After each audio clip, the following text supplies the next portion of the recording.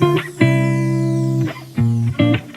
tout le monde, c'est Ophélie. Aujourd'hui, on se retrouve dans une vidéo donc pour vous donner mon avis sur So I Am Spider, So What, le volume 5 écrit par Asahiro Kakashi. Oui, c'est ça. Non, l'œuvre originale est de Okina Baba.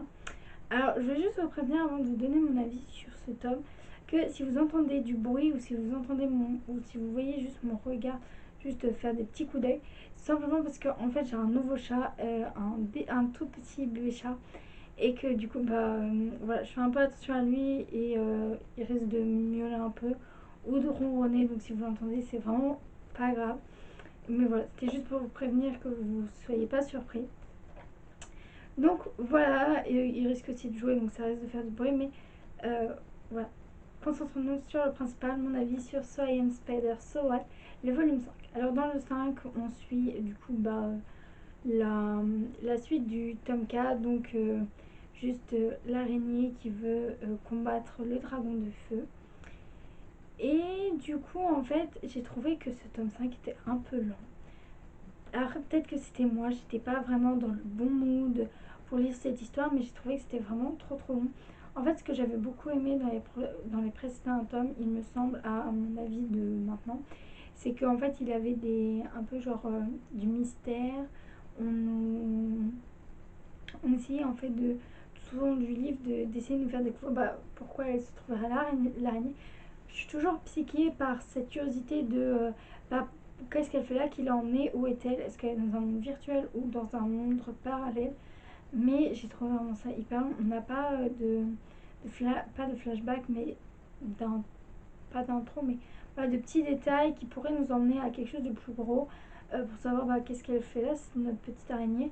Et du coup, j'ai vraiment trouvé ça trop long parce qu'en fait, c'est ça moi qui me donne envie de lire ce manga.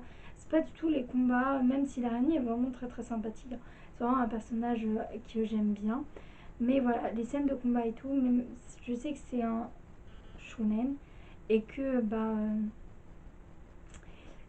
c'est comme ça qu'il y a beaucoup de combats et tout, mais là j'ai trouvé vraiment que c'était beaucoup trop long, et que du coup il n'y avait pas assez voilà, de mystère, de choses qu'on essaye de nous dévoiler et qu'on ne sait pas, et que quand à la fin on met tout en pièces, hop. Juste la fin était vraiment, on se dit ah enfin. Et ouais, voilà, c'est juste en fait la fin qui m'a beaucoup intriguée, mais sinon tout le long, ouais, voilà, certes on découvre de nouvelles techniques de notre petite héroïne, on découvre de nouveaux combattants, il y a des difficultés et tout, mais franchement moi personnellement, je le dis cash, ça ne m'a pas emballé. Donc je sais que le principal, je me répète un peu, mais la principale chose d'un shonen, c'est des combats un peu sanglants et tout.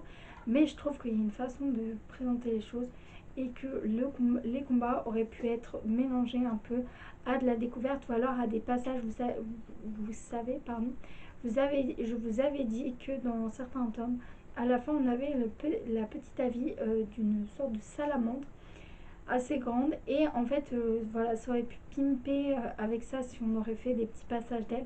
Là dans ce tome on n'a pas du tout de passage de la salamandre, mais voilà, on n'a pas plus de détails que ça sur qu'est-ce qu'elle fait là, notre petite araignée.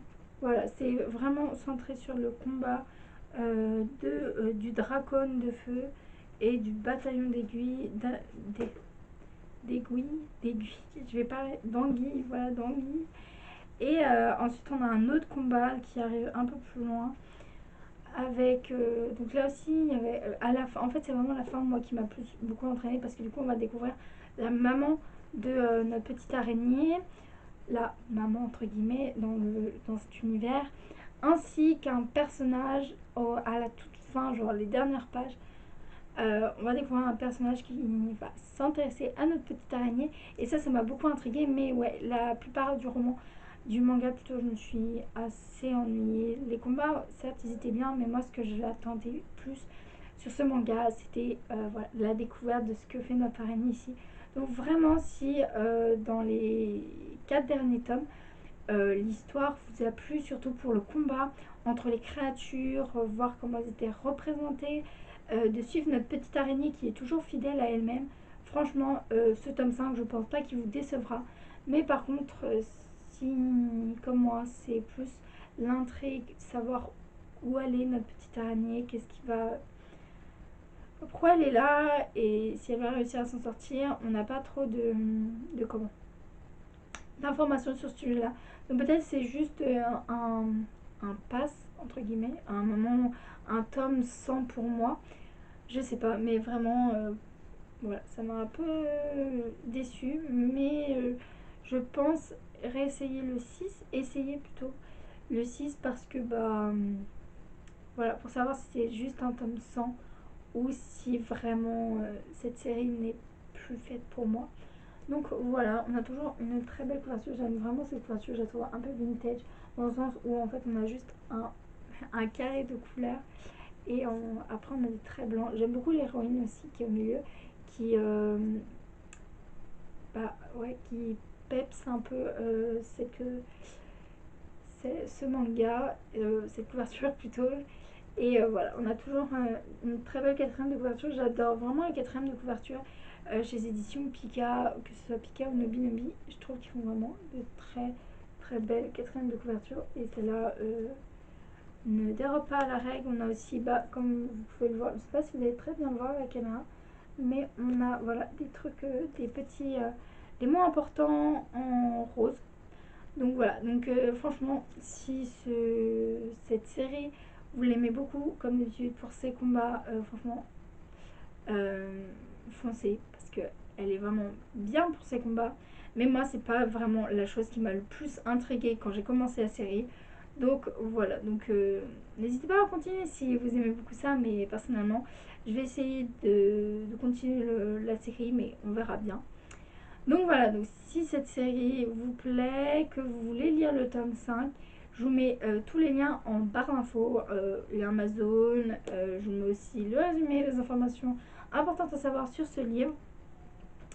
N'hésitez pas à commenter si vous avez lu ce volume 5 et vous l'aimez. Si vous ne l'avez pas aimé, du coup vous n'avez pas poursuivi la série, n'hésitez pas aussi à me le dire et pourquoi.